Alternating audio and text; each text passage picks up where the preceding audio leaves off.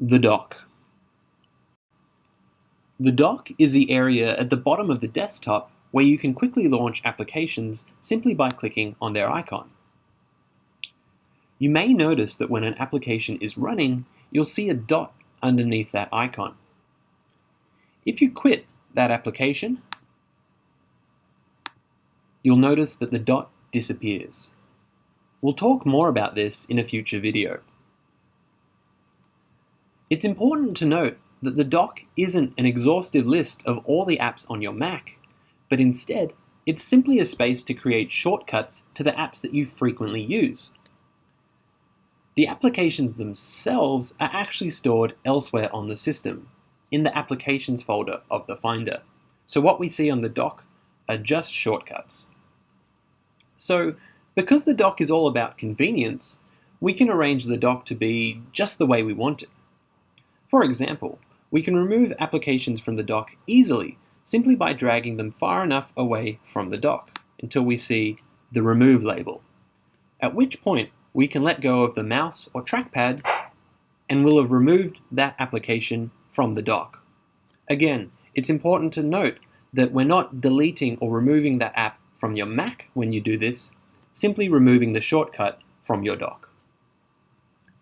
Another way that this can be performed is by performing a secondary click on that application icon.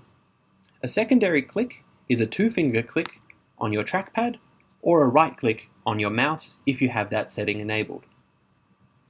When we do this, we see an options menu and the option for Remove from Dock.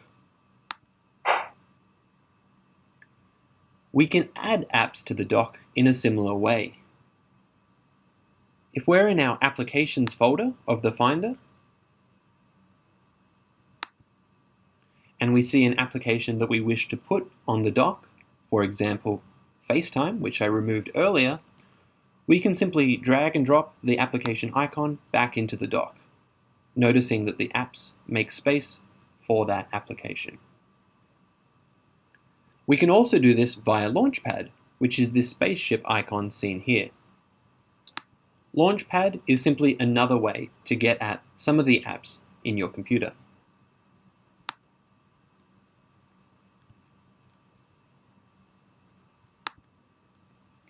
You might notice that if you open an application that isn't in your dock, for example, Calculator,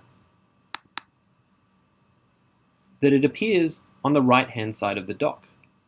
But if we quit that application, its icon is removed from the dock because we haven't told that application that it needs to live in the dock. So we could add it by drag and drop like we did before, or if it is already running, we can perform a secondary click on its icon and select in the Options menu, Keep in Dock. That way, that application will be told to live in the dock and you can quickly access it later, and you can quit it without the icon being removed. There's more that you can do with the dock, and we will discuss that in a future video.